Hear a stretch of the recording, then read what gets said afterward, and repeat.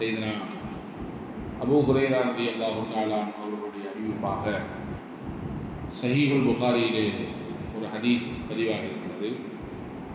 ஒரு பிரபலமான ஹதீஸ், நாம் எல்லாம் பல தடவை கேட்டிருக்கலாம், இருந்தாலும் ஞாபகப்படுத்திக் கொள்வோம்.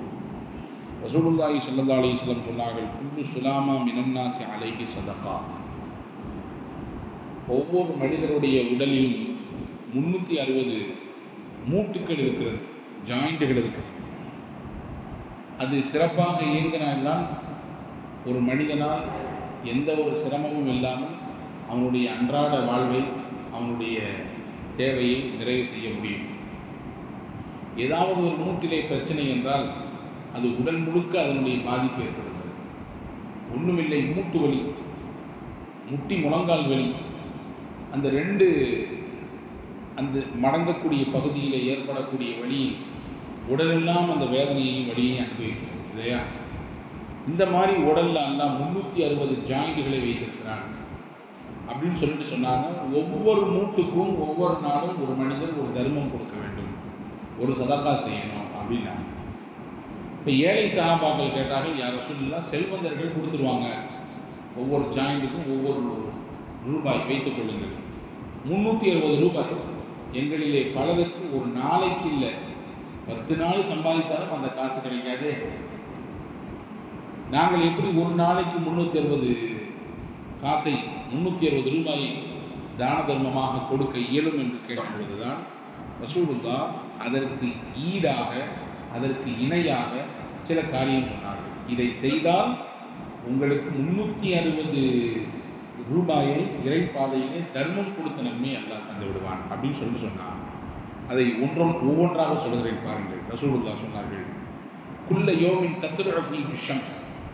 சூரியன் உதிக்கும் ஒவ்வொரு நாளும் நீங்கள் 360 தர்மங்கள் செய்ய வேண்டும், உங்களுடைய ஒவ்வொரு ஜாயிண்டுகளுக்காக வேண்டி.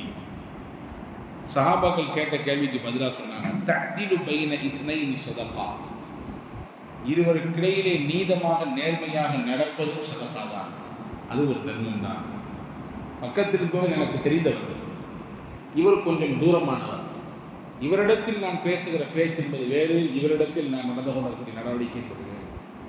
தெரிந்தவர், உறவுக்காரர், ஊர்க்காரர், எனக்கு நண்பர், எனவே அவருக்கு நான் சாதகமாகவோ, தெரியாதவர், எனக்கு புரியாதவர், முன்பின் பார்த்து அறிமுகம் இல்லாதவர் என்பதனாலே இவரிடத்திலே வேற மாதிரியாகவோ நடந்து கொள்ளாமல், மனிதர்களிடத்திலே ஒரு பிரச்சனை என்று வந்திருந்தால் நீதியாக நேர்மையாக நடப்பார், நேர்மையின் பக்கம் இவர் நிற்பார். அப்படி நின்னால் அதுவும் ஒரு அறம்தான். ஒரு மனிதர் வாகனத்தில் ஏற முடியாமல் சிரமப்படுறார், இவர் போய் ஏற்றி விடுறார். இப்போ ஒன்றும் இல்லை, சிம்பிளாக இப்படி வச்சுக்குவோம், பைக் எடுத்து ஸ்டார்ட் பண்ண முடியாமல் கஷ்டப்படுறாரு, அவருக்கு போய் சாவியை வாங்கி கொடுத்து பைக்கை எடுத்து கொடுத்து அவரை ஏற்றி விடுறது. பஸ்ஸில் ஏற முடியாமல் இருக்கிறார், ட்ரெயினில் ஏற முடியாமல் ஒருத்தர் நிற்கிறார், வயசானது, கையை பிடிச்சி அவரை ஏற்றி விடுறது. ரசூலுல்லாஹ் சொன்னது காலம் அன்றைக்கு ஒட்டகம், ஒட்டகத்தில் ஏற முடியாத ஒருவர் இருக்கிறார், அவரை ஏற்றி விடுகிறார், இதுவும் தர்மம் தான். அவருடைய ஜாமான் சத்துக்களை எல்லாம் தூக்கி கொண்டு கொடுக்கிறார். கஷ்டப்பட்டு ஒருத்தர் தூக்கிட்டு போறாரு, அவருக்கு உதவி செய்கிறார், போய் தூக்கி கொடுத்து அவருக்கு ஹெல்ப் பண்றார், இதுவும் அறம் தான். ஒரு கலிமத்து தய்யிபா சதகா. நல்ல பேச்சு பேசுகிறார், நல்ல பேச்சு பேசுகிறார், அந்த பேச்சு யாரையும் பாதிக்கல, அந்த பேச்சு யாரையும் காயப்படுத்தல, அந்த பேச்சினால் சில நன்மைகள் நடக்கிறது, தீமைகள் அகலுகிறது, இதுவும் சதகா தான். ஒபிக்குள்ளி குத்துவத்தின் தம்ஷீஹா இல சலா சதகா. ஒவ்வொரு அடியும் எடுத்து வைத்து இறை இல்லத்தை நோக்கி தொழுகைக்கு வருகிறார், இறை இல்லத்தை நோக்கி தொழுகைக்காக வருகிறார். ஒவ்வொரு எட்டும் அறம்தான், ஒவ்வொரு எட்டும் சதகா கொடுத்த நன்மதை. ஒரு மீத்துல் அதானி தொலைக்கு சதகா. புகாரி ஷரீஃபில் இந்த ஹதீஸ் ஒரு நீளமான ஹதீஸ், இருந்தாலும் சுருக்கமாக சொல்கிறேன். மனிதர்களுக்கு இடது தரக்கூடிய பொருட்களை நீக்கி போடுகிறார். கீழே முள் இருக்கிறது, கல் இருக்கிறது, அந்த மாதிரியான பொருட்கள், மனிதர்களுக்கு கஷ்டம் தரக்கூடிய பொருட்கள், அதையெல்லாம் கொஞ்சம் ஓரம் கட்டி போடுகிறார், இதுவும் சதகா தான் என்றார்கள் ஸல்லல்லாஹு அலைஹி வஸல்லம். கவனிங்க, வேறு சில ஹதீஸ்களில் இப்படி வந்திருக்கிறது, அம்ரு பில் மஅரூஃப் சதகா வ நஹீன் அனில் முன்கர் சதகா. நன்மையை சொல்வதும் சதகா தான், தீமையை விட்டு மக்களை தடுப்பதும் சதகா தான் என்ற இபாரத்துகள் வந்திருக்கிறது, வரிகளும் வந்திருக்கிறது. இங்கே சொல்ல வர செய்தி, நபிகள் நன்மையின் வழியை காண்பிக்கிற பொழுது குறிப்பாக ஒவ்வொரு நாளும் இறையோடு நெருக்கப்படுத்துகிற, இறைவனுக்கு நம்மை குறித்து உண்டான அடையாளத்தை ஏற்படுத்தி தருகிற ஒரு சிறந்த காரியத்தை சொல்லும் பொழுது ரசூலுல்லாஹ் பாருங்க, பொதுவான விஷயங்களா சொல்றாங்க. ஒருத்தருக்கு உதவி செய்யுங்க, அவருக்கு ஹெல்ப் பண்ணுங்க, தூக்க முடியாமல் போனாதான் தூக்கி கொடுங்க, ரோட்ல ஏதாவது இடம் தரக்கூடிய பொருள் இருந்தால் அப்படி பார்க்காம போயிடாதீங்க, அதை கொஞ்சம் ஓரப்படுத்தி விடுங்க, பொது சேவையில் ஈடுபடுங்கன்றாங்க ரசூலுல்லாஹ். சுருக்கமாக சொன்னால்தான் பொது சேவையில் நீங்கள் கொஞ்சம் ஈடுபட்டால் அது 2 விதமான பலன். முதல்ல அது உங்களுக்கு ஒரு ஆத்ம திருப்தி. நேற்று கூட சும்மா சொன்னா இல்லையா, எந்த இடத்திலும் கிடைக்காத ஆத்ம திருப்தி எங்கே கிடைக்கும் என்றால் மக்களுக்கு சேவை செய்யக்கூடிய இடத்திலே கிடைக்கும், மக்களுடைய துயர் குறைக்கக்கூடிய விஷயத்தில் கிடைக்கும். கஷ்டப்படுற ஒருத்தருக்கு ஹெல்ப் பண்ணும் பொழுது அந்த ஹெல்ப் முடிச்ச பின்னால் நமக்கு கிடைக்கக்கூடிய சந்தோஷம் இருக்க, அது 1000 இல்லை, லட்சம் ரூபாய் கொடுத்தாலும் அந்த மகிழ்ச்சி வராது. எனவே தான் கொடுப்பவர்கள் காலம் முழுக்க கொடுத்து கொண்டே இருப்பாங்க.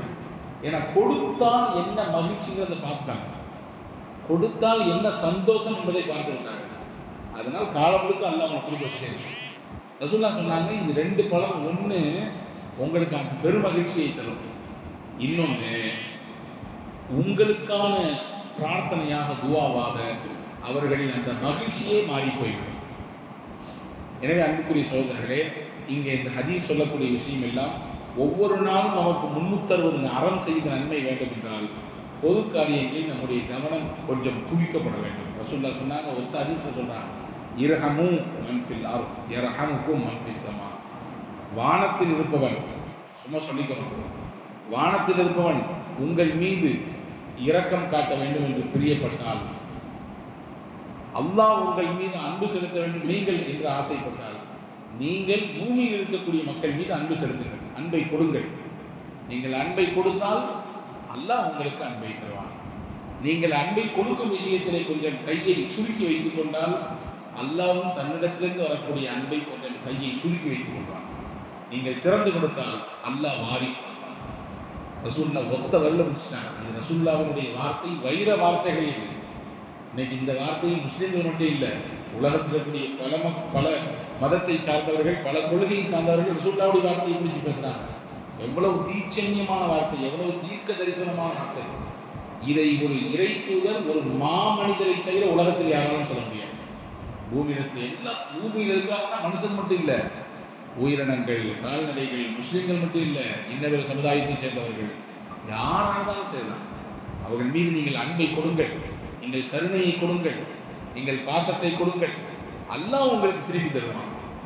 இபாதத்தில் கிடைக்கக்கூடிய ஆகச்சிறந்த ஒரு உற்சாகத்தையும் ஒரு சிறந்த திருப்தியையும் அதற்கு ஈக்குவலாக, அதற்கு எந்த குறையும் இல்லாமல் பொது சேவையில் ஈடுபடுகிற பொழுது, மக்களின் துயர் வைக்கிற பொழுதும் அல்லாஹ் தருவதாக வாக்களிக்கிறார். எனவே அன்புக்குரிய சகோதரர்களே, இந்த பெருமழையிலே கடந்த ஞாயிற்றுக்கிழமை இரவிலிருந்து அல்லாஹ்வின் பேரருளால் நம்முடைய மஸ்ஜிதிலே மிகச் சிறப்பாக நம்முடைய பிள்ளைகள், வாலிபர்கள், நம்முடைய மஸ்ஜிதுக்கென்று ஒரு மக்கள் சேவை குழு என்ற வாலிபர்கள் அமைப்பு ஒரு 10-15 பேர் அல்லாஹ்வின் அருளால் இரவு பகல் பார்க்காமல் வேலை செய்து கொண்டிருக்கிறார். அல்லாஹ்வுக்கே எல்லாம் அவர்களுக்கான கூலியை அல்லாஹ் நிரப்பமாக அல்லாஹ் உலகத்திலும் தருவான், நாளை ஆகிரத்திலும் சிறப்பாக தருவான்.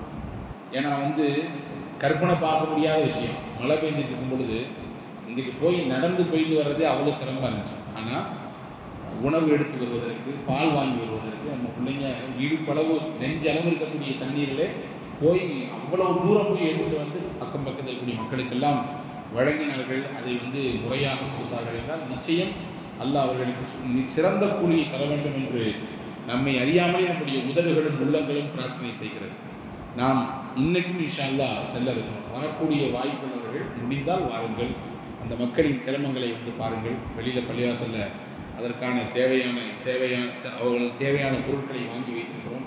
வல்ல ரஹ்மான் அல்லாஹ் நாம் செய்யக்கூடிய காரியங்கள் முகஸ்துதிக்காக வேண்டி அல்ல. இது முதல்ல இது நினைக்கணும். ஏதோ செய்கிறாங்க எல்லாரும் காட்டி, எல்லாத்தையும் காட்டுறது நோக்கம் இல்லை, ஏதோ எடுத்து போடுறாங்க அப்படின்றது நோக்கம் இல்லை. இது நாம் இஸ்லாத்தினுடைய அந்த அந்த மனிதாபிமானத்தை, முஸ்லீமுக்கு இருக்க வேண்டிய அந்த முக்கியமான அந்த உயர்ந்த மனதை காட்ட வேண்டும் என்பதை தாண்டி இது பிறரையும் இது தூண்ட வேண்டும், பிறருக்கும் ஒரு தூண்டுகோலாக இருக்க வேண்டும் என்பதுதான் நம்முடைய எண்ணம். எல்லா பகுதியிலும் இந்த மாதிரி அந்தந்த மஸ்ஜிதுகளில் இருப்பவர்கள், அவர்களை சுற்றி இருக்கக்கூடிய மக்கள் இந்த மாதிரி பேரிடர் காலத்திலே அந்த சிந்தனையோடு பார்த்து கொண்டால் போதுமானது என்ற எண்ணத்தில் தான் நாம் இப்படி செய்கிறோம். ஒழிய இதை தாண்டி இதை வெளிப்படுத்தவோ, இதை பிரபலப்படுத்தவோ, இதை வைத்து விளம்பரம் தேடவோ, இதை வைத்து உலகாதாய விஷயத்தை ஈட்டிக் கொள்வதோ துளியளவு நிச்சயம் சத்தியம் இந்த பணியில் பங்கெடுக்கக்கூடிய யாருக்கும் அந்த எண்ணம் இல்லை. ஏனென்றால் அல்லாஹ் தஆலா இதில் இருக்கக்கூடிய ஒவ்வொருவருக்கும் தனித்தனி வேலையை கொடுத்திருக்கிறாங்க. அவர்களுக்கு தனி ஒர்க் இருக்குது, அவங்களுக்கும் தனி குடும்பம் இருக்குது. அதெல்லாம் விட்டுட்டு தான் இந்த வேலை பார்க்குறாங்க. அல்லாஹ் தௌஃபீக் செய்வானாக, செய்யக்கூடிய நற்பணிகளை எல்லாம் ஏற்றுக்கொள்வானாக. இந்த மாதிரியான பேரிடர் சமயங்களிலே இன்னும் ஆக்கப்பூர்வமான முறையிலே செயலாற்றுவதற்கு அல்லாஹ் தௌஃபீக் செய்வானாக.